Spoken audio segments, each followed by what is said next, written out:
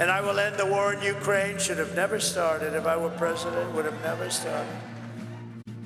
Donald Trump has long promised he could end the war in Ukraine on day one. Now he's tapped retired Lieutenant General Keith Kellogg to help him try to get that job done.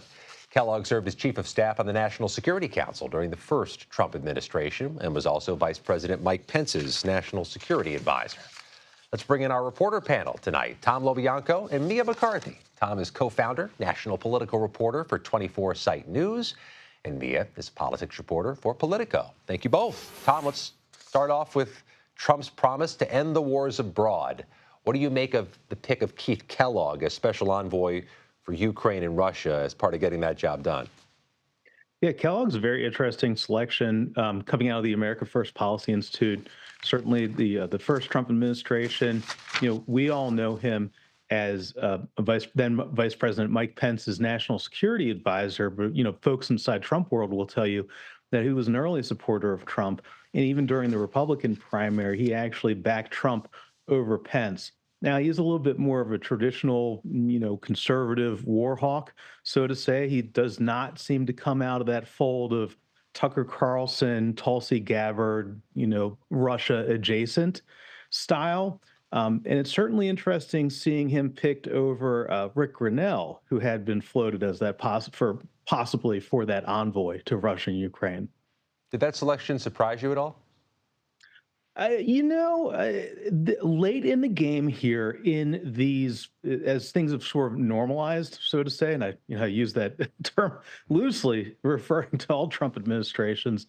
But certainly after the Matt Gaetz kerfuffle, things have kind of settled a little bit. And the America First Policy Institute has kind of been the shadow White House, the White House in waiting.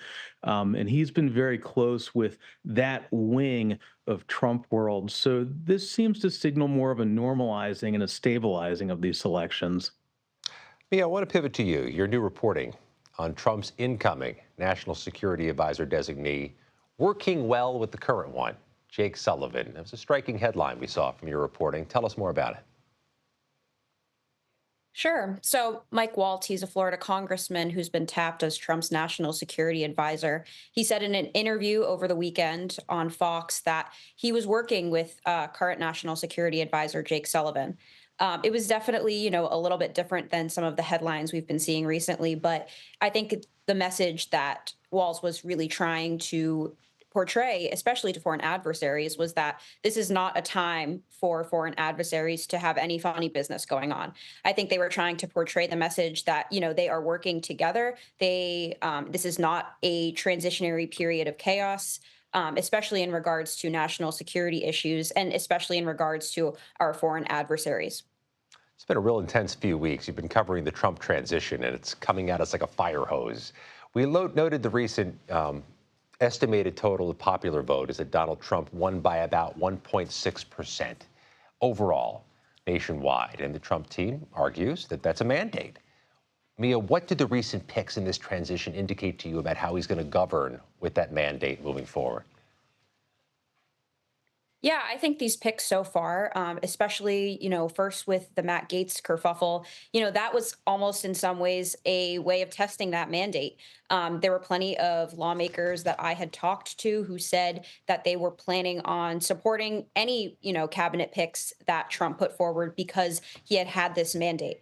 Now, as you mentioned, that percentage of the quote unquote mandate has decreased slightly. And, there is questions over whether, it is truly a mandate. But I think regardless, Trump, for a lot of these Republicans who now have control of the House and the Senate, they still see that as a mandate. And it's going to be interesting in the next few weeks to see if these cabinet picks, especially other ones who are facing some other controversies like Pete Hegseth, RFK Jr., if they are, going to apply to this said mandate.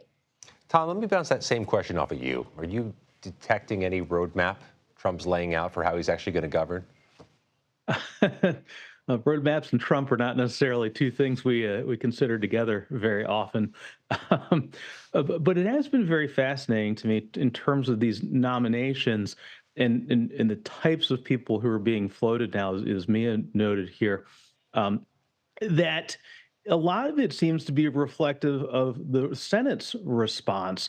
I saw Jim Risch, who is, he's not a hardcore Trump loyalist, but certainly no softy when it, comes to the Senate Republicans, mentioning to a reporter recently, I think it was in regard to the Tulsi Gabbard nomination, saying, well, let's just see what happens after the hearings.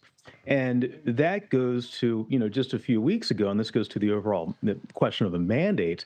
Just a few weeks ago, you had a lot of the Trump folks saying, we're going to shove these nominations down the Senate's throat, and we will use recess appointments to do that. Now you don't hear that talk as much. So I think, again, reflective of the actual results themselves and the way that everybody is reacting to these things, you're starting to see a settling around Washington. Well, things have settled sufficiently, Tom. The Democrats and members of the Harris campaign are finally speaking out with their diagnoses of what happened and what went wrong. I want to take a listen to some of what they said over the past 72 hours. Republicans don't make Trump apologize. As Stephanie said, we don't have to mimic it. But I think that there are a lot of times where if you're in the Democratic Party and you step out of line, you get punished for it. All right, Tom, what do you make of that? Oh, that was very fascinating. I saw that podcast, and one of the things that was really interesting coming out of that, they talked at length further in the podcast about the trouble that they had on the campaign getting on some of these popular podcasts like Hot Ones.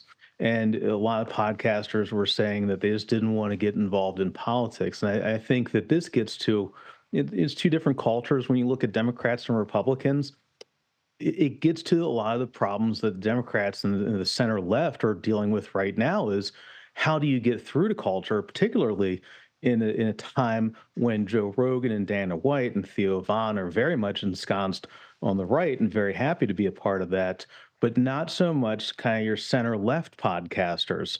So they have some big problems to deal with.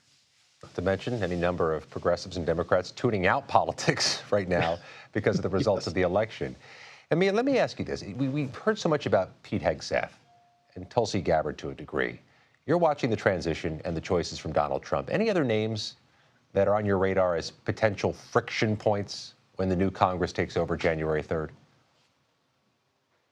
Yeah, for sure. I think the main spotlight is definitely on the two of them. There have been, plenty of discourse about both of those picks from Democrats and even Republicans not necessarily fully supporting. So I think that's definitely where the main focus is going to be. But there are still going to be some other picks that, have some friction as they face Senate confirmation. I think one of those examples, Pam Bondi, the Attorney General, I think Durbin, he had said he had some issues with her, and he does just need a full. She does just need a Republican majority to get through. So, assuming that Murkowski and Collins are behind her, I think with Gates, it does make it a little bit easier. But she is a Trump loyalist. She is someone who, has defended a lot of what Trump has said in the past. So I wouldn't be surprised if that caused some friction. And even RFK Jr., he has had some issues. He has had some friction within both parties as well. And the senators know Pam Bondi. She was the defense attorney for Trump at that first impeachment trial before the Senate. Tom, I have just a moment left, so sorry to do this to you, but I'm going to do this to you. What Democratic lawmakers are you watching with aspirations over the next few months?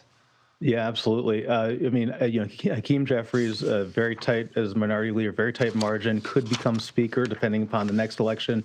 But I'm watching a lot of the Gen Z folks, Maxwell Frost, Jasmine Crockett. There's been a big turning to the new generation after the election results. So those are two big names I'm keeping an eye on. Two very effective messengers for the Democratic caucus so far in their careers. Tom LoBianco, Mia McCarthy, thank you both. Thank you. Thanks for having me.